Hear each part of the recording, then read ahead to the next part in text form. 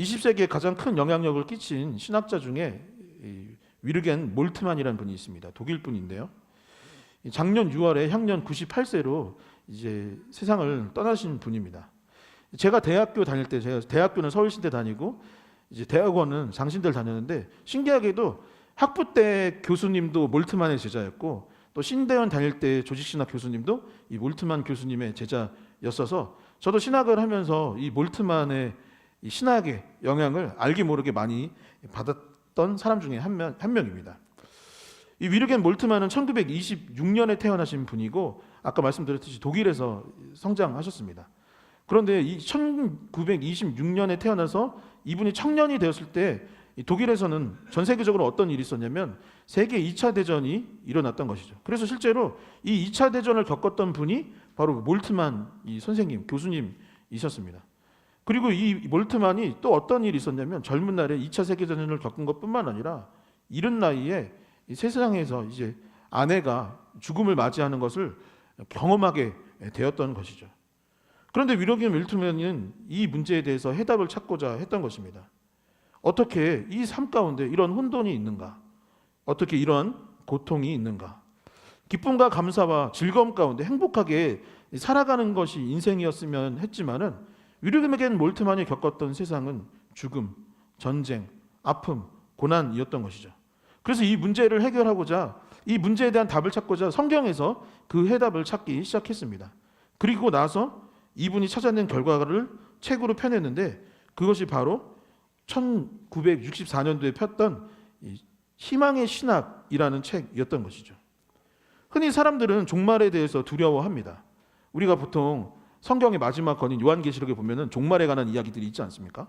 그리고 한국교회에도 정서적으로 어떤 마음들이 있냐면 종말의 때가 되면 굉장히 무서운 일들이 일어나고 죽음을 맞이하게 되고 강력한 무슨 심판을 받게 될 것이다 라고 생각을 합니다. 그런데 위르겐 몰트만은 성경에서 어디에서 해답을 찾았냐면 예수 그리스도의 죽음과 부활, 그리고 종말에서 해답을 찾게 되었던 것이죠. 어떻게 찾게 되었냐면, 여러분, 예수님이 우리를 위해서 십자가에서 죽으시고 부활하신 분입니다. 우리를 너무나도 사랑하셔서 그런 결정을 하셨던 것이죠. 그런데 그 예수님이 마지막 때에는 돌변을 하셔가지고 우리를 다 뭉개버리거나 다 처단해버리거나 그런 분으로 갑자기 바뀔 수 있을까요? 여러분들이 아는 예수님은 어떤 분입니까? 그럴 수 없다고 본 것이죠. 몰트만은 지금의 우리가 알고 있는 예수님이 결국에 마지막 때에도 올 것이고, 우리가 생각하는 심판은 그런 심판이 아니라, 성경이 말하는 심판은 그런 것이 아니라는 것입니다. 잘못된 것을 바로잡는 심판이요, 결국에 하나님의 나라를 완성하는 과정 가운데 있었던 일들이지, 결국 예수 그리스도는 좋은 것들을 우리에게 주시고 지금과 같이 그때에도 미래에도 너무나도 큰 축복들을 주시는 분이라고 몰트만은 생각하게 되었던 것이죠. 그래서 그가 주장했던 것은 무엇이냐면 희망의 신학, 우리가 그리스도인으로서 하루하루를 살아가는 가운데 희망을 갖고 살아가야 된다고 그는 보았던 것입니다. 먼 미래에 종말의 때에 하나님의 나라가 완성된다라는 것을 알고 오늘을 살아간다면, 오늘을 살아가는 우리도 그 희망을 품고 오늘을 살아가야 한다라는 것이죠.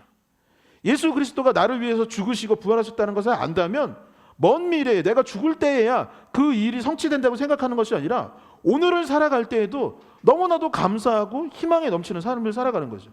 그래서 그리스도인들은 오늘을 살아갈 때 어떻게 해야 되느냐? 먼 미래에 하나님의 나라가 이루어질 것을 알기 때문에 오늘을 살아갈 때에 세상과 사회에 대해서도 무관심한 것이 아니라 잘못된 것들이 있다면 그리스도인으로서 바로잡아가야 하는 것이고, 어려운 이웃들이 있다면 그들을 도우면서 살아가야 하는 것이 그리스도인의 반드시 해야 될 의무라고 그는 보았던 것이죠. 그리고 결국 무엇을 이야기했느냐? 여러분, 인생에 있어서 영화의 끝이, 인생이라는 영화, 우주라는 영화, 이 인류라는 영화의 끝이 해피 엔딩이라면 오늘은 어떻게 해야 돼요? 해피해야 되는 것입니다. 그 끝이 희망이 있다면 오늘도 희망을 안고 살아가야 한다는 것, 그것이 그가 주장했던 희망의 신앙인 것입니다. 사랑하는 성도 여러분, 몰트만은 예수 그리스도를 통해 희망을 보았습니다. 세계대전 속에서 사람들은 절망을 보았지만 그럼에도 불구하고 몰트만은 희망을 외쳤던 것이죠. 2025년 이 한 해, 그리고 앞으로의 여러분들의 삶 가운데 여러분들은 무엇을 품고 살아가길 원하십니까? 절망이십니까? 그리스도인으로서 절망 가운데 살아가십니까? 그래서는 안 될 것입니다. 옆에 분들에게 다시 한번 이렇게 축복할까요? 당신에게 희망이 있습니다. 당신에게 희망이 있습니다. 다시 한번, 우리에게 희망이 있습니다. 우리에게 희망이 있습니다. 아멘? 아멘? 네, 우리에게 희망이 있는 줄 믿습니다. 우리는 지난주 요한복음 18장을 나누면서 예수님께서 기도를 마치신 후에 어떤 일이 있었는지를 함께 보았습니다. 예수님께서 이 십자가를 앞두고 겟세마네에서 기도를 하고 난 후에 사람들이 찾아왔던 거예요. 그 사람들은 누구냐면 대표적인 사람이 은 30에 예수님을 팔아먹었던 가룟 유다였고, 또 그 뒤에 섰던 사람들은 가룟 유다의 인도를 받아서 예수님을 잡아 죽이고자 했던 군인들과 아랫사람들, 경비병들이었다라고 되어 있습니다. 잡혔으니 이제 어떻게 되었을까요? 예수님이 잡혔으니 어떻게 되었을까요? 이제 신문을 당하시게 된 것입니다. 일종의 재판을 받으시게 되었던 것이죠. 그것이 오늘 우리가 함께 나눌 요한복음 18장의 나머지 내용입니다. 한번 사진을 볼까요? 그림표를 보면은 자, 이렇게 되어 있습니다. 표에 보면 이렇게 되어 있는데 요한복음 18장에서부터 19장 초반까지의 내용이 다음과 같이 구성되어 있습니다. 총 3번의 신문을 받았는데 첫 번째는 누구였냐면 대제사장이 아니라 대제사장 가야바의 장인이었던 안나스에게 처음에 가서 신문을 당하였고, 그 다음에 갔던 것은 누구냐? 대제사장인 가야바에게 갔던 것이고, 마지막에는 그 유명한 세 번째 빌라도에게 가서 신문을 당했던 것입니다. 그리고 그 사이에 이 주황색으로 표시되었는데 무엇이 나왔냐면 베드로가 예수님을 부인하는 장면들이 사이사이에 이렇게 내용들이 구성되어 있는 거예요. 여러분, 그렇다면 이 말씀을 통하여서 베드로가 배반을 하고 부인을 하고 또 신문을 당하고 이 재판을 하는 과정을 통하여서 이 성경 말씀이 우리에게 전해주고자 하는 내용은 무엇일까요? 우리가 이 말씀을 통하여서 깨달아야 하는 것은 무엇이겠습니까? 안나스, 가야바, 빌라도, 그리고 베드로의 모습을 통하여서 하나님께서 우리에게 주시고자 하는 메시지가 무엇인지 오늘 말씀을 통해서 함께 살펴보도록 하겠습니다. 첫 번째, 오늘 본문이 우리에게 이야기하는 것은 무엇이냐면 인간의 악함에 관해서 본문은 들려주고 있습니다. 인간이란 너무나도 쉽게 죄에 빠지는 존재요, 타인을 향하여서 배려하거나 사랑하거나 존중하거나 그런 존재가 아니라 자신의 이익이 되는 일이 있거나 나의 어떤 잘 되는 무언가가 있다면 사람들을 버려버리고 충분히 악을 흔하게 저지를 수 있는 존재가 바로 인간이라고 성경은 말하고 있는 것이죠. 구약성경 미가서 3장 9절에서 11절의 말씀을 함께 한 목소리로 봉독해 보도록 하겠습니다. 함께 읽겠습니다. 야곱의 족속의 우두머리들과 이스라엘 족속의 통치자들, 곧 정의를 미워하고 정직한 것을 굽게 하는 자들아, 원하노니 이 말을 들을지어다. 시온을 피로 예루살렘을 죄악으로 건축하는도다.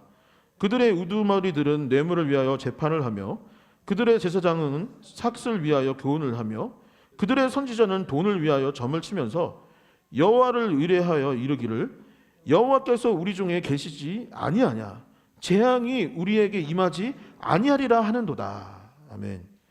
이 구약 성경에 보면은 대예언서가 있고 소예언서가 있는데 이 소예언서 중에 하나가 바로 미가서입니다. 그리고 이 미가서는 미가 선지자라는 분이 이스라엘의 영적 상태가 어떠한지를 들려주고 있는 본문이 바로 이 본문인 것이죠. 여러분, 하나님의 백성들은 어떻게 될까요? 하나님의 백성은 당연히 공의롭고 정의로워야 됩니다. 왜 그렇습니까? 하나님이 공의롭고 정의로우신 분이에요. 그렇다면 그 백성들은 어떻게 살아가야 되겠습니까? 공의롭고 정의롭게 살아가는 것은 너무나도 당연한 것입니다. 우리가 스스로 이스라엘 백성이 나는 하나님의 자녀입니다 라고 이야기를 했어요. 그럼 하나님의 자녀로서 어떻게 살아야 될까요? 아버지를 본받아서 공의롭고 정의로운 삶을 살아야 했던 것이죠. 그런데 오늘 본문에 보면 방금 이 미가 선지자가 뭐라고 했냐면 이렇게 얘기하는 거예요. 우두머리들은 뇌물을 위하여서 재판을 했다는 것입니다. 공정한 재판을 해야 되는데 이 재판의 결과가 어떻게 이루어지느냐? 뇌물, 돈 때문에 그것들을 이루어지게 할 것이다 라고 이야기합니다. 제사장은 뭡니까? 본문에 나온 제사장이 있는데 제사장은 오늘로 치면은 목사님이라고 볼 수 있겠죠. 그런데 목사님들이, 제사장들이 무엇을 위하여 교훈을 하느냐? 설교를 하는데 설교하는 이유가 뭐라고 되어 있나요?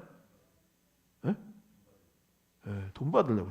삭슬을 위하여 설교를 하고 있다.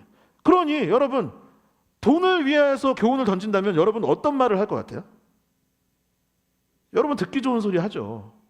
여러분들이 원하는 이야기를 할 것입니다. 여러분들이 들었을 때 달콤한 이야기를 제사장들이 교훈하였던 것입니다. 그 다음에 또 뭐라고 되어 있냐면 선지자들은 돈을 위해서 점을 쳤다. 선지자들이라는 것은 예언자들인 거예요. 예언을 하는 사람들이 선지자입니다. 그런데 예언을 할 때에 이 사람들이 무엇을 하였냐면 돈을 받고 돈을 위하여서 무당처럼 점을 쳤다라고 되어 있습니다. 그러면서 이들이 말하기를 뭐라고 했냐면 여호와께서 우리 중에 계시지 아니하냐라는 것은 않겠냐라는 거예요. 당연히 우리 안에 계시지. 이렇게 좋은 얘기하고 이렇게 좋은 점을 쳐주고 이렇게 좋은 심판을 해주는데 하나님께서 우리 중에 계시는 거 맞아. 우리에게 임하지 아니하냐 아니하니라 이렇게 막 말하고 다니는 것입니다. 여러분 하나님이 우리 중에 계시고 그럼에도 불구하고 재앙이 우리에게 않을 것처럼 이스라엘의 지도자들은 그렇게 말을 했던 것이죠. 여러분 예수님의 재판도 마찬가지입니다. 안나스가 나왔고 가야바가 나왔고 빌라도가 나왔습니다. 그런데 안나스는 어떤 사람이냐면 아까 본문에 나와 있지만 가야바의 누구라고 되어 있냐면 장인이라고 되어 있어요. 여러분 안나스는 누구냐면 이 가야바의 장인이었는데 성경에는 나와 있지 않고 역사 기록에 의하면 뭐라고 됐냐면 안나스에겐 5명의 아들들이 있었대요. 그리고 손자들이 많이 있었습니다.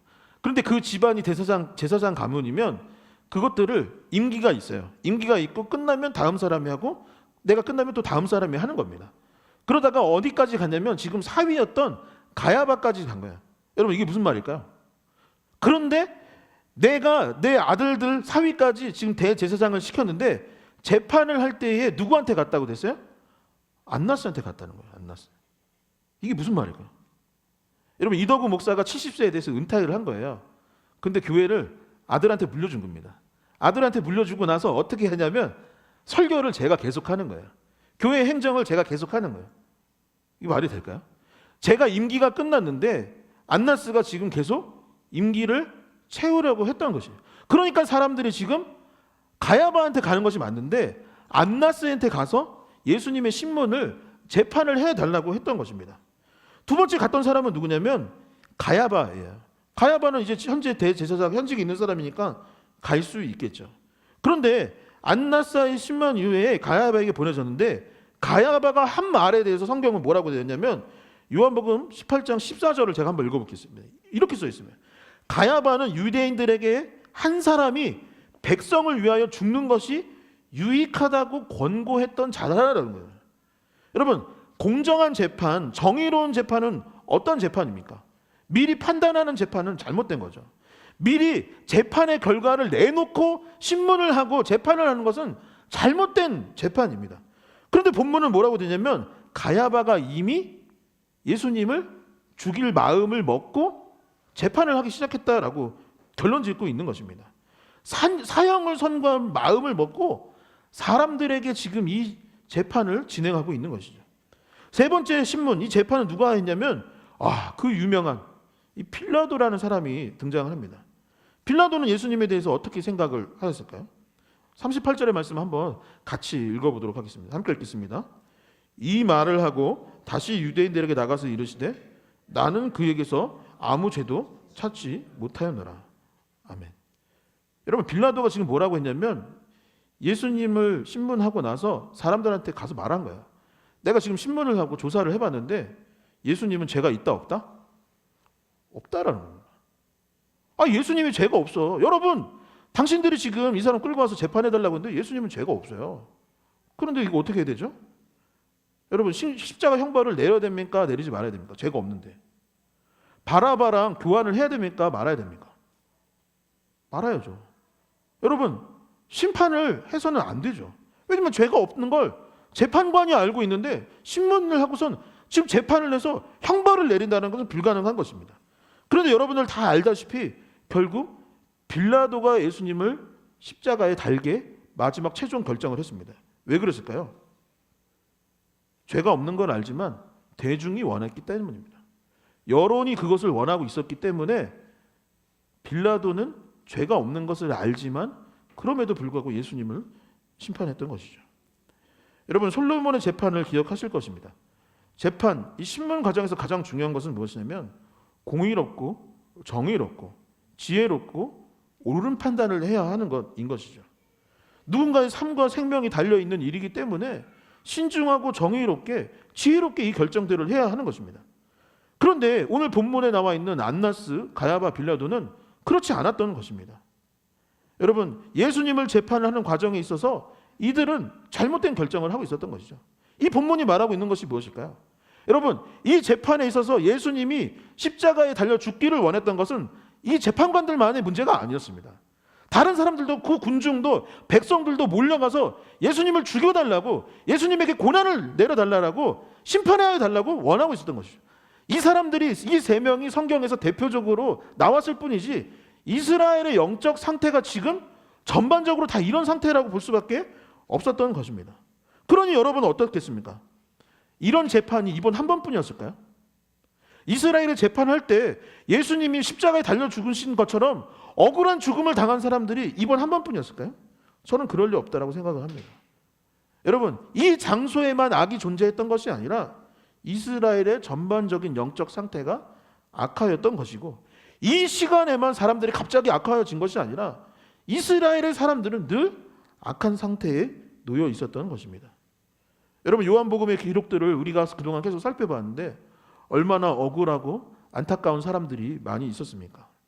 가난한 어부들이 있었고, 사람들에게 존중받지 못하였던 여인들이 있었고, 누구에게 도움을 받고 싶지만 도움을 받지 못하였던 베데스다 병자가 있었고, 장애를 안고 살아가는 가운데 무시당하고 거지가 되어서 거린으로 살아가야만 했던 실로암 맹인이 있었습니다. 그들의 고통은 사실 그들의 잘못이나 그들의 문제가 아니라 사실은 이 사회가 안고 있는 악, 인류가 갖고 있는 죄의 문제로 인함인 것을 오늘 본문은 지적하고 있는 것입니다. 두 번째, 오늘 말씀은 인간의 약함, 연약함에 대해서 들려주고 있습니다. 사람이라는 존재가 얼마나 연약하고 유약한 존재인지를 본문은 말하고 있는 것이죠. 이 설교를 시작하며 독일의 신학자인 위르겐 몰트만에 관한 말씀을 드렸습니다. 그는 신앙에 있어서 희망을 갖고 사는 것이 너무나도 소중하고 중요한 것이다. 그리고 희망의 근거는 어디에 있느냐? 예수 그리스도와 이 종말의 때를 놓고 그는 희망의 근거를 찾게 되었던 것이죠. 우리는 하나님의 나라, 천국을 소망하는 자요, 그러니 희망을 품고 살아갈 수밖에 없는 사람들이라고 위르겐 몰트만은 말했던 것입니다. 그런데 하나님의 나라를 소망하는 자가 오늘을 살아가는 가운데 하나님의 나라와 동떨어진 삶을 살아갈 수는 없는 것입니다. 내가 천국을 꿈꾸는데 천국에서는 그렇게 사랑하고 아름답고 예수 그리스도와 동행한다고 생각하면서 오늘을 살아갈 때는 하나님의 나라와 동떨어진 삶을 살아갈 수는 없는 거예요. 저 천국이 멀리 있는 것이 아니라 지금 내 삶 가운데도 이루어져야 하는 것이고, 그래서 사회에, 세상에 문제가 있을 때 모른 채 해서는 안 되는 거죠. 약자가 있을 때 그것을 모른 채 해서는 안 되는 것이 그리스도인이라고 몰트만은 말했던 것입니다.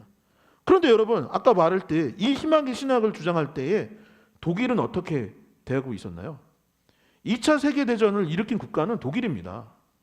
아돌프 히틀러에 의해서 이루어진 것이 세계대전이었던 거예요. 나치 당이라는 어떤 정치 세력이 당을 짓고 전쟁에 올인을 했기 때문에 2차 세계대전이 일어났던 것입니다. 그런데 다시 한번 얘기를 하면, 여러분, 독일은 어떤 국가입니까? 독일의 국교는 뭐죠? 기독교입니다. 여러분, 독일에는 많은 목회자가 있었어요. 몰트만뿐만 아니라 많은 신학자들이 이미 존재하는 상태였던 것입니다. 국교가 그리스도교, 기독교인이, 여러분, 백성들, 국민들은 종교가 뭡니까? 기독교예요. 그러니까 온 국민이 다 성도였던 것입니다. 그래서 다시 말하지만 당시에 독일에서 2차 세계대전을 일으켰다니까요. 여러분, 왜 그랬던 것일까요? 많은 사람들이 이것이 잘못되고 있는 것을 알지만 외면했던 것이죠. 영적인 일과 세상적인 것을 구별했던 것입니다. 나는 천국에 가고 하나님의 백성이지만 이 사회에서 일어나는 일에 대해서는 나는 관심을 끊어버렸던 것이죠. 사회의 문제에 대해서는 외면하고 있었던 것입니다. 오늘 말씀에서도 이와 마찬가지를 발견할 수 있습니다. 아까 요한복음 18장 표를 보여드렸는데 다시 한번 보겠습니다. 이 표입니다. 여러분, 이 본문의 이 표를 보면 어떻게 되냐면 예수님을 향한 신문이 있었어요. 그리고 이를 통해서 우리는 인간의 악함에 관해서 이야기 나눴습니다. 그리고 신문과 신문 사이에 베드로의 이야기가 기록되어 있는 거예요. 여러분, 베드로는 누구입니까? 누구보다 예수님을 사랑한다라고 말했던 사람이 베드로입니다. 주는 그리스도의 시와 하나님의 아들이로소이다 라고 말했던 사람이 베드로입니다. 가장 열정적으로 예수님을 쫓아다녔던 사람이 베드로입니다. 예수님을 끝까지 지키겠다라고 생각했던 사람이 베드로입니다. 그런데 본문은 어땠습니까?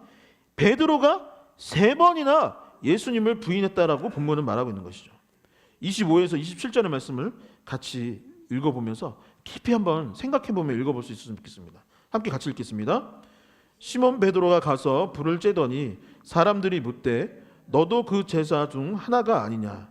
베드로가 부인하여 이르되 나는 아니라 하니 대제사장 중 하나는 베드로에게 귀를 잘린 사람의 친척이라 이르되 내가 그 사람과 동행한 동산에 있는 것을 내가 보지 아니하였느냐? 이에 베드로가 또 부인하니 곧 닭이 울더라. 아멘. 3번이나 이루어진 예수님의 신문 과정에서 베드로는 예수님의 억울한 이 재판을 보았지만 외면을 해버리고 말았습니다.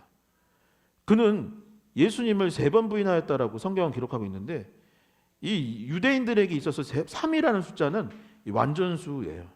그러니까 3번 정도, 3번 부인을 했다라는 것의 의미는 뭐냐면 나는 완전히 예수님과 상관이 없는 사람이다라는 의미를 갖고 있는 것입니다. 내가 예수님을 몰라요. 3번 말했다는 것은 난 전혀 모릅니다 라고 완벽하게 부인을 했을 때 3이라는 숫자가 등장하는 것이죠. 베드로는 어떤 존재입니까? 나약하고 유약한 존재입니다. 몰트만의 젊은 날 독일 교회와 같이 문제가 있는 것을 알지만 문제를 외면하였던 약한 모습을 보이고 있습니다. 천국은 소망하지만 이 땅 가운데 문제에 대해서는 외면하는 많은 그리스도인, 어쩌면 저와 같은 그러한 사람, 세상의 문제나 내 옆에 형제의 아픔에 대해서는 외면하고 있었던 연약한 존재가 베드로요, 독일 교회요, 한국 교회요, 우리의 모습일지도 모르는 것입니다. 그리고 애초부터 욕심을 갖고 미워했던 악함과 자신에게 필요할 때는 취하고 정작 나를 필요로 할 때는 외면하였던 나약함은 사실 다를 것이 없다라는 것을 본문은 이야기하고 있는 것이죠. 우리는 요한복음 18장에 통하여서 인간의 모습, 내면의 모습을 살펴보았습니다. 예수님을 신문하였던 안나스, 가야바, 빌라도를 통해서 인간의 악함을 발견하게 되었고 베드로가 3번 부인하는 모습을 통하여서 인간이 얼마나 나약한 존재인지도 우리가 함께 보게 되었던 것이죠. 그리고 성경이 이 모습을 통해 우리에게 알려주고 있는 것은 이것이 특정 몇몇 사람들의 문제가 아니라 이스라엘 전체의 문제요, 우리의 문제임을 가르쳐 주고 있는 것이죠. 성도 여러분, 악하고 나약한 우리의 이 문제를 어떻게 해결할 수 있을까요? 죄로 물든 우리의 이 마음을 어떻게 극복할 수 있을까요? 우리의 연약함, 이 나약함을 변화시켜서 강함이 되게 하고 힘없는 자의 힘이 되어질 수 있는 것은 무엇이겠습니까? 이 시대에 잘못된 것들을 바로잡을 수 있고 나의 연약함으로 인해서 날마다 고통스럽고 내가 나를 볼 때마다 너무나도 흔들리고 나의 연약함, 나의 악함, 나의 이 삶의 문제 포기하고 나약하고 힘들고 미워하는 이 삶의 문제를 어떻게 해결할 수 있는 것입니다. 마지막 재판관이었던 빌라도는 결국 예수님께 이 문제에 대해서 답을 원하였습니다. 요한복음 18장 38절의 말씀을 함께 같이 읽어보도록 하겠습니다. 함께 읽겠습니다. 빌라도가 이르되 진리가 무엇이냐 하더라. 아멘. 진리는 곧 인생의 답을 의미합니다. 약하고 악한 우리의 삶에 있어서 답이 무엇이냐고 결국 빌라도는 예수님께 질문하였던 것이죠. 이것이 인간이요, 인생이라면 악함을 해결하고 약함을 해결할 수 있는 답, 죄로 물들어 버린 우리의 문제를 어떻게 극복할 수 있는가, 나의 이 연약함을 어떻게 해결할 수 있는가. 예수님, 당신이 그리스도라면 우리에게 답이 뭔지, 인생의 답이 무엇인지, 인류의 답이 무엇인지 이 이스라엘의 문제에 대한 답이 무엇인지를 알려주세요. 진리가 무엇이냐? 진리가 도대체 무엇이냐라고 빌라도는 예수님께 물었던 것입니다. 여러분, 예수님은 이 질문에 무엇이라고 대답을 하셨을까요? 여러분 알고 계십니까? 예수님이 뭐라고 대답하셨을까요? 진리가 무엇이냐라는 이 질문에 예수님은 무엇이라 대답하셨을까요? 여러분들에게 묻겠습니다. 여러분들이 알고 있는 인생의 답은 무엇입니까? 여러분들 무엇이라고 답할 거예요? 진리가 무엇이냐는 이 질문에 우리는 무엇이라고 대답을 해야겠습니까? 근데 신기한 것은 무엇이냐면 38절 이후에 그 답이 없습니다. 빌라도가 진리가 무엇이냐라고 물어봤는데 예수님이 답변을 하지 않은 거예요. 아무 말도 없었던 것입니다. 그 다음 절에도 없고 다음 장에도 없습니다. 여러분, 진리는 무엇일까요? 예수님은 그들에게 말로 하지 않고 행동으로 진리를 보여주셨습니다. 그것이 무엇입니까? 다음에 이어지는 요한복음 19장의 장 제목은 그리스도의 십자가입니다. 말로는 도저히 표현할 수 없는 하나님의 사랑, 그리스도의 십자가가 바로 우리가 안고 사는 이 인생의 답이라고, 그것이 바로 진리라는 것을 말로 하지 아니하시고 그리스도의 십자가를 통하여서 우리에게 전해주고 있는 것이죠. 말씀을 정리하도록 하겠습니다. 오늘 말씀의 제목은 진리는 무엇입니까? 였습니다. 악하고 약하단 우리의 약하게 살아가는 우리의 인생의 답, 진리는 그리스도의 십자가입니다. 그리고 여러분들 중 다수는 이미 진리를 믿고 따르고 계실 것입니다. 혹 지난 한 주간 설 명절이라는 이유로 아니면 나의 어떠한 다른 이유들로 인하여서 내 인생의 답이 그리스도의 십자가라는 것을 잊어버리고 살지는 아니하셨습니까? 내가 교회에 출석하고 하나님을 믿고 살아가지만 정작 그리스도의 십자가 안에 답이 있다라고 생각하지 않고 다른 것에서 답을 찾고 살아가지는 않으셨습니까? 만약 그렇다면 진리 가운데 돌아갈 수 있었으면 좋겠습니다. 그리스도의 십자가로 우리의 중심을 돌려놓을 수 있었으면 좋겠습니다. 그리고 다시 희망을 품을 수 있기를 소망합니다. 십자가를 품는 것은 곧 희망을 품는 것입니다.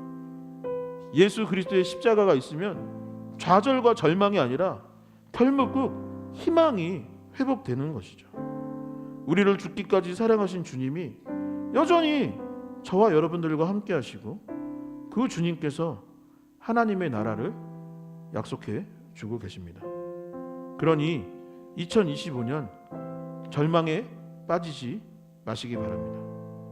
절대 절망하지 마십시오. 절대 절망하지 마십시오. 여러분, 절대 절망하면 안 됩니다. 그리스도가 내 인생의 답이기 때문에, 예수 그리스도가 내 인생의 진리이기 때문에 우리는 2025년에도 희망을 품고 살아가게 될 줄 믿습니다. 예수님께서 우리에게 가장 좋은 일들을 계획하고 계신다라는 이 사실을 믿고 그리스도의 십자가를 내 인생의 답으로 여기며 희망 가운데 살아갈 수 있는 리얼러브 교회 성도님들 되시기를 주님의 이름으로 간절히 축원합니다.